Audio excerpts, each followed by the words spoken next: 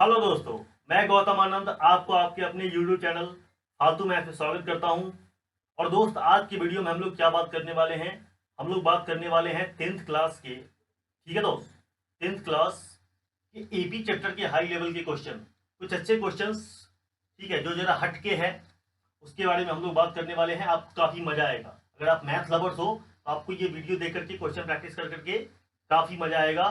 तो जो भी क्वेश्चन मैं दूंगा आपको, पहले आपको वीडियो पॉज करके खुद से ट्राई करना है, ठीक है। और अगर वो ना बने तो आप आइए आगे, ठीक है, हमारा सॉल्यूशन देखिए, आपको आएगा मजा। तो आइए, इस, है ना, थोड़े से हाई लेवल के क्वेश्चन को मैं क्या करता हूँ, आपके साथ इंजॉय करता हूँ और इंजॉय करवाता हूँ, ठीक है। तो आइए, बिना किसी देरी का शुरू करते हैं आज का ये वीडियो। क्वेश्चन जो दोस्त हमने आपके लिए लेकर के आया है, ताजा ताजा एकदम फ्रेश माल, ठीक है ना, वो क्या है देखिए, वो है क्वेश्चन नंबर 40, ठीक है। अब क्वेश्चन नंबर 40 कहाँ का है, क्वेश्चन कहाँ से नहीं है उससे आपको मतलब नहीं है, क्वेश्चन आपको डिस्प्ले पे दिख रहा होगा। तो आइए बात करते हैं क्वेश्चन नंबर 40 का, ठीक है।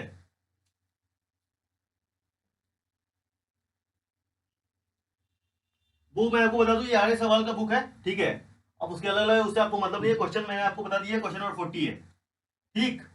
अब देखिए क्वेश्चन नंबर 40 जो है, वो आपको क्या बता रहे हैं, इफ, अगर आप बुक देखना चाहते हो तो ये आर एस अग्रवाल के एक्सरसाइज 5A है ना, उसके क्वेश्चन मैं बता रहा हूँ। 25 नंबर बताया, फिर अब मैं बता रहा हूँ आपको 40 नंबर, ठीक है। तो आइए 40 नंबर के बारे में बात करते हैं। क्वेश्चन लिखा हुआ है, आपको दिखाई दे रहा होगा डिस्प्ले पे, क्या दिखाई दे रहा है, तो देखो क्वेश्चन को। इफ द, है ना, पीएथ term of an AP is Q, कोई एपी है जिसका पीएथ टर्म क्या है, क्यू है, और क्यू टर्म क्या है दोस्त, पी है। तो आपको ये बताना है कि उसका जो पी प्लस क्यू टर्म होगा ना, वो जीरो के बराबर होगा, ये बात हमको प्रूव करना है। बहुत साधारण क्वेश्चन है, लड़के को अक्सर इसमें दिक्कत होता है। तो आइए हम आपको बताते हैं क्वेश्चन नंबर 40 के बारे में, ठीक है। क्वेश्चन आपने देख लिया होगा। तो ये बताइए कि अगर हमको एन लिखना होता है तो हम क्या लिखते हैं। हमारे पास एन का जो फॉर्मूला है वो है a plus n minus one into d, सही है ना। हम सीधा सॉल्यूशन की बात कर रहे हैं। तो अगर एन का फॉर्मूला ये है तो, है ना, पीएथ टर्म, एन टर्म का फॉर्मूला ये है तो, है ना, एन टर्म का फॉर्मूला ये, तो पीएथ टर्म का फॉर्मूला क्या होगा, मतलब एपी आपसे पूछा जा रहा है, तो a plus p minus one into d, ठीक है। जैसे यहाँ पे हम nth टर्म की बात करते हैं, pth टर्म की बात कर रहे हैं, ये होगा। और ये किसके बराबर दिया हुआ है, ठीक है, ये अकॉर्डिंग टू क्वेश्चन दिया हुआ है क्या, कि आपका जो pth टर्म है ना, वो क्या है आपका q के बराबर है, मतलब ये किसके बराबर होगा, q के बराबर होगा, सही है ना। तो आप यहाँ से ये बात समझ सकते हो, इसको और अच्छे से हम लिख सकते हैं। देखिए यहाँ पे क्या लिखे कि हमारा जो pth टर्म है ना, वो क्या दिया हुआ है आपका, q दिया हुआ है, ठीक है, किसके बराबर है, q के बराबर है। तो यहाँ से हम ये लिख सकते हैं कि ये किसके बराबर हो जाएगा, q के बराबर हो जाएगा। बोलो होगा कि नहीं होगा, बोलो भैया होगा कि नहीं होगा जी, एकदम होगा, क्यों नहीं होगा, ठीक है। तो ये देखो, ये हमारे पास एक इक्वेशन मिल गया, समझ में आया क्या, बोलो भाई समझ में आया कि नहीं आया, यस। अब उसी तरीके से बोल रहा है क्या कि इसका जो कौन सा टर्म है, ये पीएस टर्म क्यू है और क्यू टर्म क्या है, पी है, ठीक है। तो अगेन क्वेश्चन में क्या दिया हुआ है, अगेन क्वेश्चन में आपका दिया हुआ है क्या, इसका जो कौन सा टर्म है दोस्त, इसका जो टर्म है आपका क्यूएथ, ठीक है, वो किसके बराबर है आपका, वो पी के बराबर है। तो यहां से हम क्या लिख सकते हैं, क्यूएथ टर्म क्या लिख सकते हैं दोस्त, ए प्लस क्यू माइनस वन बराबर क्या लिखा है, पी। ये हमारा इक्वेशन 2 है, ठीक है। इस इतना इंफॉर्मेशन से दोस्त हमको क्या लाना है, हमको लाना है पी प्लस वन, ठीक है, sorry P plus q term लाना है। हमको जो दोस्त चाहिए वो ये चाहिए, अगर मैं इसको बाजू में लिखूं, ठीक है दोस्त, तो हमको क्या चाहिए, हमको चाहिए a p plus q term चाहिए, जो क्या होगा, जो ही होगा a plus p plus q minus one, ठीक है। मतलब एन के जहां जहां आपको एन दिखाई दे रहा है वहां पे क्या रखना है, पी प्लस क्यू रखना है।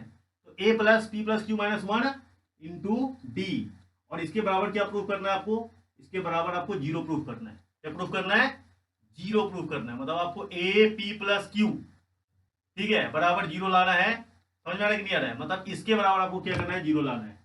समझ में आ रहा है। तो हम इस इक्वेशन से जीरो कैसे प्रूफ कर सकते हैं, ठीक है। तो आइए प्रूफ करने की कोशिश करते हैं, जरा समझिए कैसे करेंगे। देखिए अगर हम इसमें से क्या करें, इस दोनों इक्वेशन को घटाएं, आपको कि सर घटा क्यों रहे, क्योंकि घटाने से हमारा ए कट जाएगा, ए कटेगा तो हमको डी मिल जाएगा पी क्यू के टर्म में, उसमें डी और ए का वैल्यू रखेंगे तो वो हमको आंसर दे देगा, ठीक है। तो हम लोग क्या कर रहे हैं, सब्ट्रैक्ट कर रहे हैं, क्या कर रहे हैं, इक्वेशन एक में से क्या कर रहे हैं दोस्त, माइनस कर रहे हैं, क्या कर रहे हैं, माइनस कर रहे हैं इक्वेशन दो को। इक्वेशन 1 में से इक्वेशन 2 को माइनस कर रहे हैं, ठीक है। तो ये माइनस करते हैं, क्या दिक्कत है? अरे कर लो भैया अपने अंदाज में माइनस। क्या हो गया? A P minus one into Q, ठीक है। आगे आइए, यहाँ पे लिखा हुआ है ए प्लस क्यू माइनस, ये क्या लिख रहे हो मास्टर, दिमाग गर्म आ गया, गर्मी बहुत लग रहा है यार। ठीक है, देखो a plus p minus one into d बराबर क्या है आपका क्यू है, और a plus q minus one into d बराबर क्या है आपका पी है। इस दोनों को मैं माइनस कर रहा हूँ, एक में से दूसरे को माइनस कर रहा हूँ, माइनस करोगे तो साइन उलट जाएगा दोस्त, ठीक है। मतलब ये क्यू आपका पी क्या हो गया? निगेटिव हो गया। ए प्लस में ए माइनस में कट जाएगा। देखिए डी मैंने क्या ले लिया? कॉमन। डी जब आप कॉमन लोगे, इसमें से डी बाहर निकालोगे तो क्या बचेगा? P minus one. क्या बचेगा? P minus one. और यहाँ पे जब माइनस से मल्टीप्लाई होगा तो माइनस क्यू, और माइनस वन प्लस वन बचेगा, ठीक है। इधर आपको मिलेगा क्या? इधर आपको मिलेगा क्यू और माइनस का पी, ठीक है। देखिए minus one plus one cut जाएगा, ठीक है। तो डी बराबर क्या जाएगा? डी बराबर देखिए इसमें से अगर हम माइनस कॉमन लेते हैं, क्यू माइनस कॉमन लेते हैं, आपको अभी समझ में आएगा। तो ये आपका हो जाएगा क्या? पी पॉजिटिव हो जाएगा, क्यू निगेटिव हो जाएगा। और ये नीचे जो ये आपको बचा पी प्लस क्यू, वो पी प्लस क्यू उधर चला जाएगा। पी प्लस क्यू नहीं है, पी माइनस क्यू है। पी माइनस क्यू कहाँ चला गया दोस्त? नीचे चला गया। तो इसे ये कट गया। तो देखिए डी का वैल्यू यहाँ से क्या आ गया आपके पास? यहाँ से आपके पास डी का जो वैल्यू आ गया दोस्त, ये तो हमको रिक्वायरमेंट था, उसको मैंने ऊपर कर दिया। डी का जो वैल्यू आ गया हमारे पास वो कितना आ गया? माइनस वन आ गया। क्या गया दोस्त? Minus one.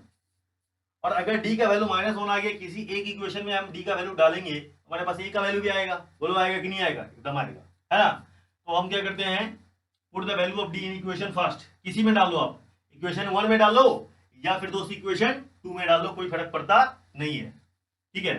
इस बात को आप लिख भी सकते हो, ठीक है। तो हम क्या करते हैं? सीधा डालते हैं। आपको देखिए ये आपका हो गया a plus p minus one into d. D के जगह आपको क्या डालना? Minus one. और ये क्या आपका क्यू है। इसको मल्टीप्लाई कीजिए, हम ए का वैल्यू निकालना चाह रहे हैं। ए का वैल्यू निकालना चाह रहे हैं तो ए माइनस वन से गुणा करेंगे तो क्या हो जाएगा आपका? माइनस पी हो जाएगा और प्लस वन हो जाएगा। ये हो जाएगा क्यू। ए बराबर क्या हो जाएगा? ये तो दोनों उधर चला जाएगा। तो ए का जो वैल्यू आएगा दोस्त तुम्हारे पास वो आएगा क्या? पी उधर जाके पॉजिटिव, तो पी प्लस क्यू। ये पी उधर जाके पॉजिटिव हुआ तो ये वाला प्लस पी, ये प्लस क्यू, और माइनस का वन, ये माइनस उधर जाके वन हो गया। तो आपको ए का भी वैल्यू मिल गया। और जब ए और पी का वैल्यू मिल गया तो बताइए हम ए पी प्लस क्यू टर्म नहीं निकाल सकते हैं? एकदम निकाल सकते हैं। तो ये निकालिए ना। देखिए क्या बोलेंगे हम? बोलेंगे दोस्त हमको चाहिए क्या? हमको चाहिए ए प्लस, हमको क्या चाहिए दोस्त? हमको निकालना क्या है? हमको निकालना है a p plus q x term निकालना है, ठीक है। तो कैसे निकालेंगे? तो निकालेंगे a plus p plus q minus one into d. अब हमको ए का वैल्यू भी पता है और डी का वैल्यू भी पता है, जरा इस पे रख के देखिए। तो ए का वैल्यू कितना आपने निकाला हुआ है? P plus q minus one, ये आपका ए का वैल्यू है, प्लस ये आपका क्या है? P plus q minus one into d. D कितना आपके पास? माइनस वन है, ठीक है दोस्त। तो P plus q minus one, इसको माइनस वन से मल्टीप्लाई तो माइनस क्यू आएगा, माइनस पहले पी आएगा मिस्टर, माइनस पी आएगा, माइनस वन से इस दोनों में मल्टीप्लाई करेंगे, माइनस क्यू आएगा और प्लस वन आएगा। देखिए प्लस पी माइनस पी से कट गया, प्लस क्यू माइनस क्यू से कट गया, माइनस वन प्लस वन से कट गया, तो क्या आ गया? जीरो। तो क्या आपने ए p plus q term zero नहीं ला दिया? ला दिया ना, तो प्रूव्ड नहीं हो गया? लिख देंगे हेंस प्रूव्ड। समझ में आ गया बात क्या? बोलो भाई समझ में आया कि नहीं आया? यस। अब बढ़ते दोस्त आगे, ठीक है।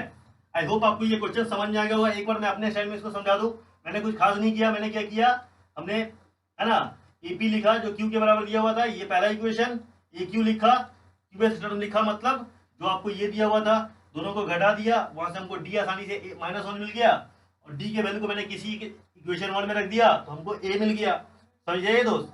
और जब ए मिल गया तो ए और डी के वैल्यू को हमने ए p plus Q L H S हमने क्या किया? निकाला, तो वो किसके बराबर आ गया? जीरो के बराबर आ गया, जो हमको प्रूफ करना था। आई होप आपको ये क्वेश्चन में मजा आया होगा। थोड़े से अच्छे लेवल के क्वेश्चन तो है, ठीक है, एपी के नजरिए से। तो एक बार जल्दी से आप दोस्त इसका स्क्रीनशॉट लीजिए, हम चलते हैं अगले क्वेश्चन पे। अगला क्वेश्चन दोस्त है क्वेश्चन नंबर 41। क्या दोस्त? Question number 41। तो आइए बात करते हैं क्वेश्चन नंबर 41 के बारे में। आपको पता है सोर्सेज क्या है? आर एस अग्रवाल, ठीक है ना, ठीक है। आइए, तो मैंने क्या कहा दोस्त? आपको लिखा हुआ है कि the first and the last term of an AP are a and l दिया हुआ है। फर्स्ट टर्म भी दिया हुआ है, ठीक है। क्वेश्चन में गिवन क्या है? देखिए सॉल्यूशन क्या क्या दिया हुआ है आपके पास? गिवन जो इन्फॉर्मेशन है वो आपका फर्स्ट टर्म बोल रहा है। फर्स्ट टर्म क्या है दोस्त? फर्स्ट टर्म आपका ए है और लास्ट टर्म क्या है, लास्ट टर्म जो दोस्त दिया हुआ है वो आपका दिया हुआ है एल दिया हुआ है, ठीक है। क्वेश्चन आपको दिखाई दे रहा होगा।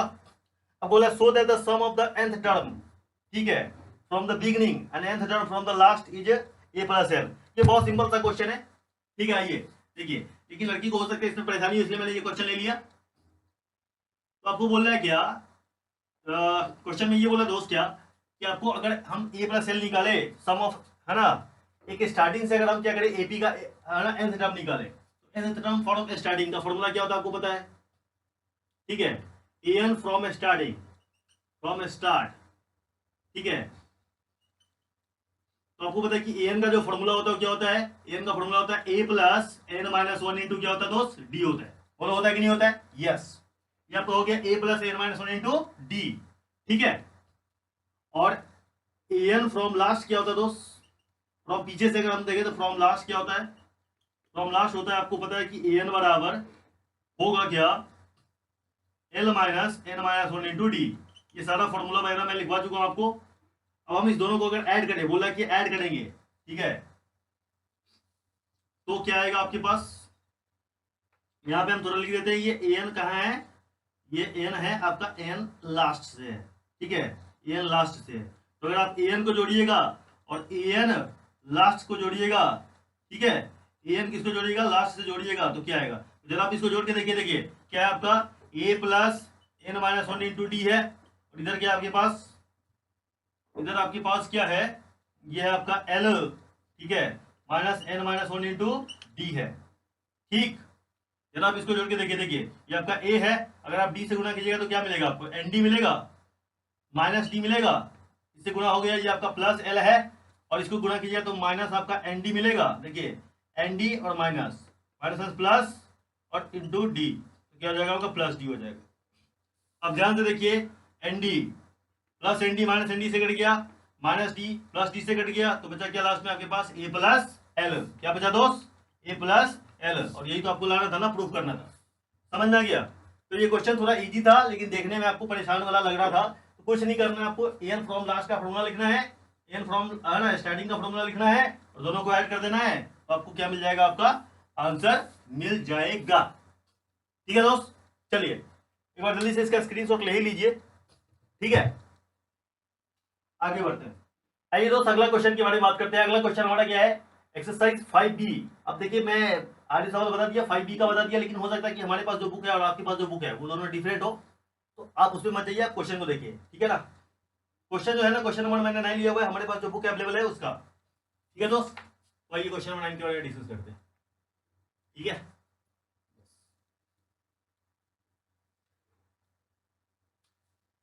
देखो तो क्वेश्चन नंबर 9 क्या कह रहा है, the sum of the three consecutive, ठीक है, consecutive term of an AP is 21।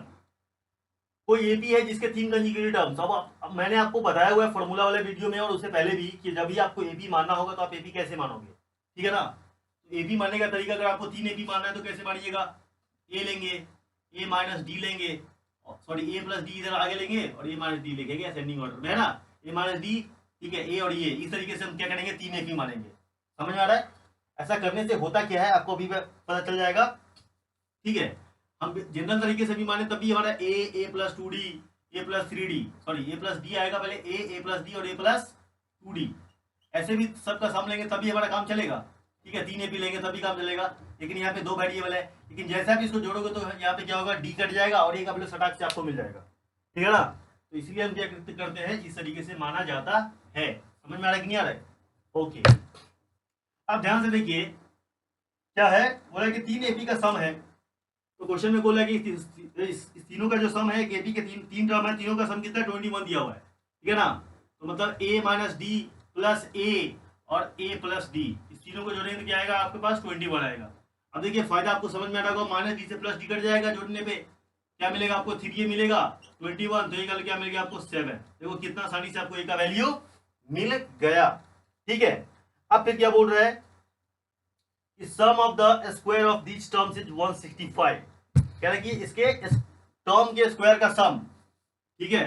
तो अकॉर्डिंग टू क्वेश्चन क्या बोल रहा है, इसके टर्म के स्क्वायर का सम, मतलब देखिए ए माइनस वन, सॉरी ए माइनस डी का स्क्वायर प्लस ए का स्क्वायर और ए प्लस डी का स्क्वायर, अगर हम इसके टर्म्स के स्क्वायर का सम निकालेंगे तो वो 165 आएगा। कितना आएगा दोस्त? 165 आएगा। ठीक है, अब हम इसको करेंगे सिंप्लीफाई और वहां से डी का वैल्यू निकालेंगे, और जब डी का वैल्यू निकल जाएगा तो बताइए क्या ये तीनों टर्म नहीं निकलेगा? ये डी का वैल्यू रख देंगे तो आराम से निकल जाएगा। तो चलिए जल्दी से निकालते हैं। देखो मिस्टर, क्या कह रहा है यहाँ पे आपसे ये कह रहा है क्या, इसको कैसे सिंप्लीफाई करेंगे? देखो दोस्त, यहाँ पे ये फॉर्मूला मैं सीधा फॉर्मूला लगाता हूँ, ए माइनस बी का होल स्क्वायर और ए प्लस बी के होल स्क्वायर को जब जोड़ा जाता है तो दोस्त फॉर्मूला क्या आता है? 2a² b² ए स्क्वायर और बी स्क्वायर आता है। ठीक है, 2a² आएगा और प्लस 2b² आएगा, जो b हमारा क्या है, डी का काम कर रहा है, तो 2d² आएगा। ठीक है, और यहाँ पे आपका क्या हो जाएगा? a² 165 के बराबर, a² 2a² यहाँ पे a² तो 3a² हो जाएगा, प्लस 2d² बराबर 165। ए का वैल्यू आपको पता है, ए का वैल्यू आप इसमें रख सकते हो, तो जब ए का वैल्यू आप रखोगे तो कितना आएगा बताइए? ए का वैल्यू जब आप यहाँ पे रखोगे तो आपके पास आएगा 3 × 7 का स्क्वायर और 2d² बराबर 165। ठीक है, ऊपर मैं लिखता हूँ आपको देखने में ये आसानी हो। तो आपको पता है कि इसको मल्टीप्लाई करेंगे 147 आएगा। ठीक है, कितना आएगा? 147। ठीक है, और इधर 2d का स्क्वायर आपको मिल रहा है और इधर 165 है। ये 147 हो जाएगा, माइनस हो जाएगा। ठीक है, तो 165 माइनस 147 कितना आएगा बताइए? 18 आएगा, 18 आएगा क्या? ठीक है, 2d², 2 से ये कट जाएगा तो क्या हो जाएगा? 9। d² बराबर 9 है तो d का वैल्यू आपको पता है कि रूट अंडर क्या हो जाएगा? प्लस माइनस आएगा, दो वैल्यू आएगा, प्लस माइनस 9 आएगा, तो d का वैल्यू आपको मिलेगा प्लस माइनस 3। बताओ d का वैल्यू मिल गया कि नहीं मिल गया?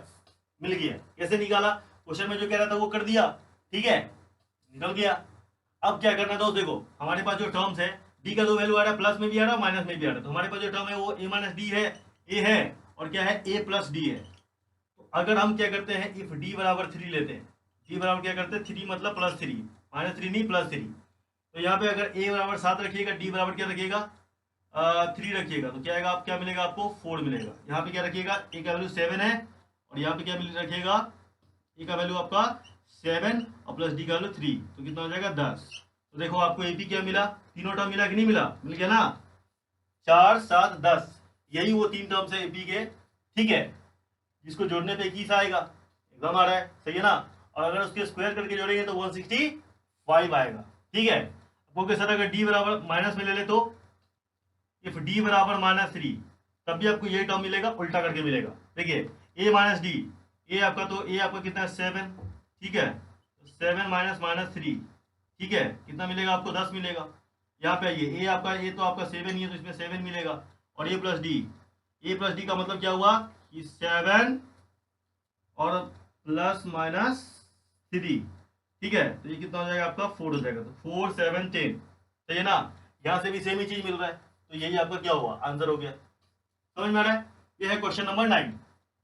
ठीक है दोस्त, एक बार जल्दी से स्क्रीन पर लीजिए। आज का आखिरी है ना, वीडियो थोड़ा लंबा हो रहा है, तो आज का आखिरी क्वेश्चन लेते हैं, और वो क्वेश्चन क्या है आपका? क्वेश्चन नंबर है 12। ठीक है, एक्सरसाइज 5D का ही जो हमारे पास बुक का एडिशन है। तो आइए क्वेश्चन नंबर 12 के बारे में बात करते हैं। क्वेश्चन नंबर 12 कहता है कि divide 32 into 4 parts which are the 4 terms of an AP. ठीक है, ये भी 2014 में कुछ क्वेश्चन पूछा हुआ है दोस्त, आपको दिखाई दे रहा होगा। ठीक है, तो बोला कि 32 को हमको क्या करना है? 4 पार्ट्स में डिवाइड करना है। तो सबसे पहले वो एबी में है, तो एबी कैसे मानेंगे? 4 टर्म आपको पता है, एबी हम कैसे मानते हैं? ए माइनस डी, ठीक है, ए प्लस डी, ये 2 टर्म हो गया। अब यहाँ पे गैप कितने का? 2D का दोस्त, है ना? तो ए प्लस 3D, ठीक है, और ए माइनस क्या हो गया? 3D हो जाएगा। ये 4 आपने एबी मान लिया। ठीक है, और चारों का सम कितना है? 32 के बराबर है, तो प्लस प्लस एंड प्लस 32 हो गया। ये सब कुछ जोड़ने पे कितना आ रहा है? 32 आ रहा है। मतलब 32 को हमने 4 डिवाइड पार्ट में बांट दिया, जो एबी में भी है। ठीक है, तो अगर आप यहाँ से देखिएगा तो आपको क्या मिलेगा? आपको मिलेगा क्या?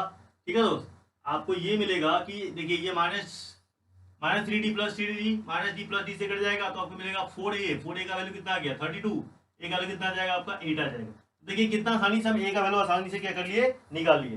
ठीक है, और जब हमने ए का वैल्यू निकाल लिया, अब क्या बोल रहा है कि such that the product of their first and the fourth term. बोला कि ये जो पहला टर्म्स है और ये जो फोर्थ टर्म है, दोनों का प्रोडक्ट, तो a माइनस 3D, ठीक है, और दोस्त क्या है इसका प्रोडक्ट? a plus 3D। एक तो ये हो गया। फिर क्या बोल रहा है? Fourth terms and the product of the second and the third term, और ये जो सेकंड टर्म है इसका और ये जो थर्ड टर्म है दोनों का प्रोडक्ट का रेशियो आपको दिया हुआ है, तो a माइनस डी और a प्लस डी, ठीक है, इसका रेशियो दिया हुआ है कितना 7/15 के बराबर।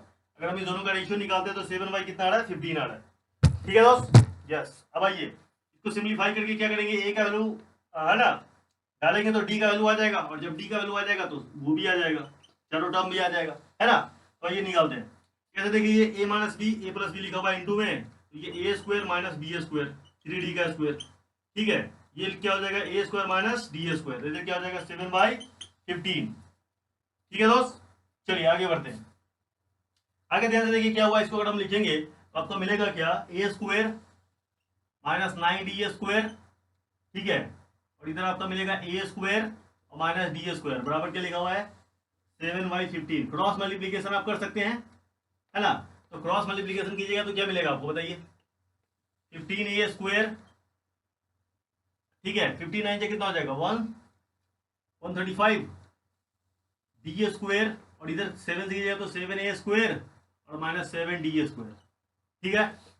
इसको देखिए लेफ्ट राइट करेंगे, ठीक है ना, तो a स्क्वायर को इधर लेकर के आइएगा तो आपको हो जाएगा 15a square minus 7a square और माइनस 7d स्क्वायर, ये उधर जाएगा क्या हो जाएगा प्लस 135d स्क्वायर हो जाएगा, ठीक है। तो आपको मिलेगा यहाँ पे 8a स्क्वायर बराबर, ठीक है, 120 कितना आ रहा है दोस्त 128 आएगा, यस 128 डी स्क्वायर आएगा। जब आप इसको काटिएगा कैंसिल आउट कीजिएगा 8 को उधर भेजिएगा तो आपको मिलेगा a स्क्वायर बराबर 16d स्क्वायर, ठीक है। ए का वैल्यू हमने कितना निकाला हुआ है 8 निकाला हुआ है, तो अगर यहाँ पे 8 का स्क्वायर रखोगे तो 64 हो जाएगा, ठीक है दोस्त, क्या हो जाएगा 64, समझ में आ रहा है 64 हो जाएगा, 64/16 ये डी स्क्वायर, ठीक है, डी स्क्वायर हो जाएगा, ये आपका हो जाएगा 4 और डी इधर लाइएगा तो प्लस माइनस क्या हो जाएगा √4, ये डी का वैल्यू, तो डी का वैल्यू क्या निकल रहा है आपको दोस्त, निकल रहा है +-2 निकल रहा है, ठीक है। तो पिछले क्वेश्चन में जैसे आपने ए और डी का वैल्यू इसमें डालिएगा तो आपको ये चारों टर्म क्या हो जाएगा दोस्त मिल जाएगा, समझ में आ रहा है। तो क्वेश्चन डिकोड हो गया, कुछ खास नहीं था, जैसा क्वेश्चन में बोला था आपने वैसा कर दिया, आसानी से क्या हुआ बन गया, ठीक है। चलिए तो आज के वीडियो को एक बार जल्दी से आप स्क्रीनशॉट ले लीजिए, ठीक है दोस्त। आज के वीडियो को यहीं पे करते खत्म, फिर मिलते हैं नेक्स्ट वीडियो में, ठीक है। वीडियो को सब्सक्राइब कीजिएगा, वीडियो को नहीं चैनल को सब्सक्राइब कीजिएगा, ठीक है, लाइक कीजिएगा और अपने दोस्तों के साथ शेयर कीजिएगा। फिर मिलते हैं नेक्स्ट वीडियो में, तब तक के लिए जय हिंद जय भारत।